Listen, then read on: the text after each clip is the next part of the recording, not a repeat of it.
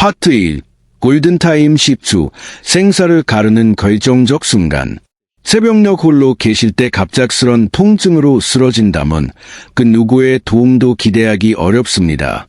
하지만 오늘 알려드리는 4가지 핵심 행동만 숙지하신다면 혼자서도 소중한 생명을 지킬 수 있습니다. 많은 분들이 심장이 멈추는 위급 상황에서 기침을 세게 하라거나 가슴을 두드리라는 잘못된 상식을 믿고 계십니다. 단호하게 말씀드리지만 이는 모두 의학적 근거가 없는 위험한 행동입니다.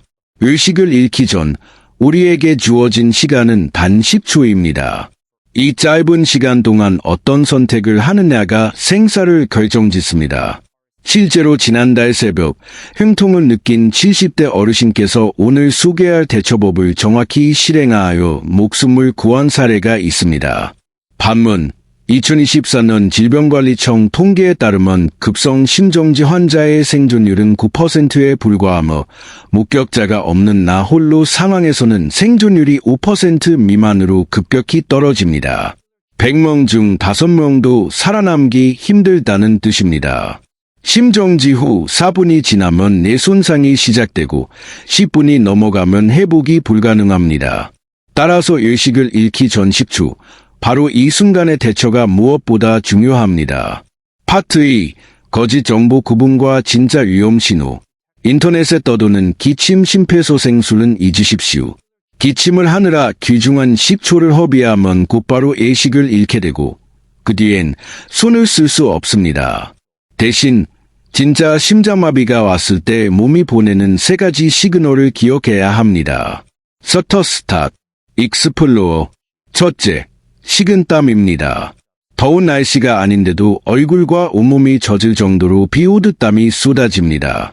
둘째, 방사통입니다.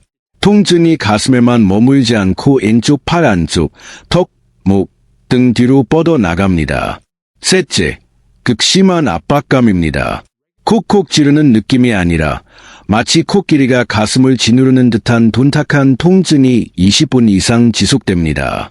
이 중 2가지 이상의 증상이 동시에 나타난다면 혈전이 심장혈관을 막아 심근개사가 시작되었다는 강력한 경고입니다. 이때는 지체 없이 생존을 위한 행동에 돌입해야 합니다. 파트 3. 생존 행동 1단계 앤드 2단계, 구조 요청과 확보. 심장마비 발생 시 혼자서 할 수 있는 가장 중요한 첫 번째 행동은 벌프, 즉시 119 신고 벌프입니다. 기침이나 가슴 압박은 무시하고 바로 전화하십시오. 만약 통화가 어렵다면 스마트폰의 전원 버튼을 5회 연속 눌러 긴급 SOS 기능을 작동시키십시오. 미리 설정만 해두면 위치 정보가 자동으로 전송됩니다.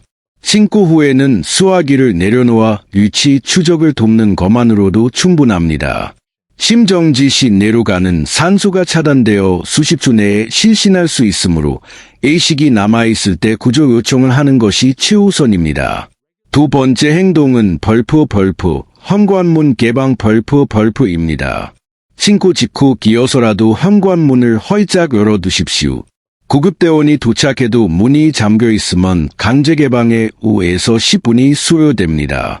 이 시간은 뇌 손상을 막을 수 있는 골든타임과 맞먹습니다. 문을 연 뒤에는 침대로 돌아가지 말고 현관 바로 근처에 주저앉아 대기하십시오. 그래야 구급대원이 진입 즉시 환자를 발견하고 응급처치를 시작할 수 있습니다. 이 5분의 차이가 장애 없이 회복하느냐, 평생 후유증을 안고 사느냐를 결정합니다. 파트 4. 생존 행동 3단계, 아스피린 씹어먹기. 구급차를 기다리는 7에서 8분의 시간 동안 가만히 있어서는 안 됩니다. 생존 확률을 비약적으로 높이는 3번째 행동, 바로 벌프, 아스피린 씹어먹기 벌프입니다. 집에 상비해둔 500mg 또는 300mg 이상 아스피린 하나를 꺼내어 물로 삼키지 말고 반드시 꼭꼭 씹어서 섭취해야 하십시오. 알약을 그냥 삼키면 위장에서 흡수되기까지 30분 이상 걸리지만 씹어서 먹으면 구강점막을 통해 5분 내로 혈관에 흡수되어 효과를 발휘합니다. 아스피린은 혈소판 응집을 억제하러 혈전이 더 커지는 것을 막고 혈관을 확보해 줍니다. 미국 심장학회 연구에 따르면 초기 아스피린 복용은 사망률을 23%나 낮춥니다. 반, 아스피린 알레르기, 이궤양, 뇌출혈 병력이 있는 분들은 출혈 위험이 있으므로 이 단계는 건너뛰어야 합니다. 파트 5. 생존 행동 4단계, 자세, 및 요약. 마지막 네 번째 행동은 벌프, 가장 편안한 자세 취하기 벌프입니다. 바닥에 완전히 눕지 말고 벽이나 소파에 기대어 상체를 45도 정도 세운 반자의 자세를 취하십시오. 누우면 혈액이 심장으로 몰려 부담을 주고 서 있으면 혈액 공급을 위해 심장이 무리하게 뛰게 됩니다. 반쯤 앉은 자세는 심장의 부담을 줄이고 폐호흡을 원활하게 돕습니다.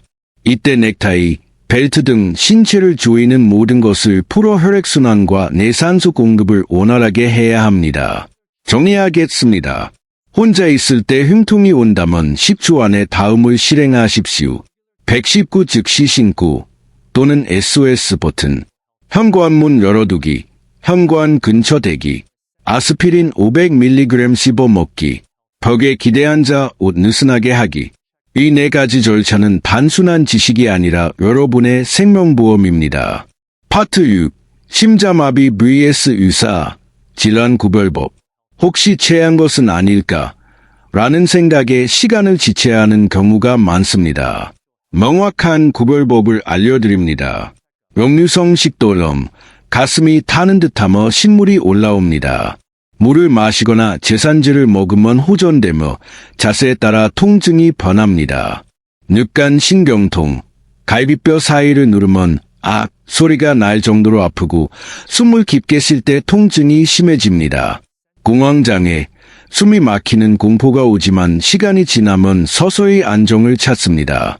반면 심장마비는 시간이 갈수록 통증이 악화됩니다. 식은땀, 방사통, 쥐어짜는 압박감이 20분 이상 지속되고 휴식을 취해도 나아지지 않는다면 이는 100% 심장 문제입니다. 주저 말고 119를 누르십시오. 파트 7. 필수 질문, Q&A과 사전 대비. 실천을 위해 꼭 알아야 할 궁금증을 해결해 드립니다. Q1. 니트로글리세린이 없다면 협심증 처방약인 니트로글리세린이 없어도 괜찮습니다. 아스피린만으로도 급성기 혈전 억제에 큰 도움이 됩니다. 처방받은 환자가 아니라면 아스피린을 준비해 두십시오. Q2. 휴대폰이 멀리 있다면 이것이 평소 습관이 중요한 이유입니다. 화장실을 포함해 집안 어디를 가든 휴대폰을 몸에 지니거나 목걸이형 케이스를 사용하십시오. 유선 전화를 여러 곳에 비치하는 것도 좋은 방법입니다. Q3. 예방 차원에서 매일 아스피린을 먹어도 되나요? 전문의 처방 없는 매일 복용은 위험합니다. 건강한 사람이 매일 복용할 경우 이출혈이나 뇌출혈 위험이 커질 수 있습니다. 오늘 말씀드린 방법은 응급 상황에서의 대처법임을 명심하시고 상비약으로만 구비해 두십시오. 파트 8. 평소 생활 수칙 및 마무리. 생존하신 70대 어르신처럼 평소의 작은 습관이 기적을 만듭니다. 오늘부터 이 5가지를 실천해 주십시오. 휴대폰을 항상 몸에 지닌다. 아스피린 500mg을 손 닿는 곳에 둔다. 기상 시 갑자기 일어나지 않고 천천히 움직인다. 처방받은 약, 고혈압, 당뇨 등은 거르지 않는다. 스마트폰 긴급 SOS 기능을 지금 당장 설정한다. 단어 보내 준비가 여러분과 가족의 미래를 바꿀 수 있습니다. 이 영상이 유익했다면 소중한 분들에게 공유해 주시고 댓글에 실천이라고 남겨 서로의 건강을 응원해 주십시오. 여러분의 건강하고 행복한 노후를 진심으로 기원합니다. 감사합니다.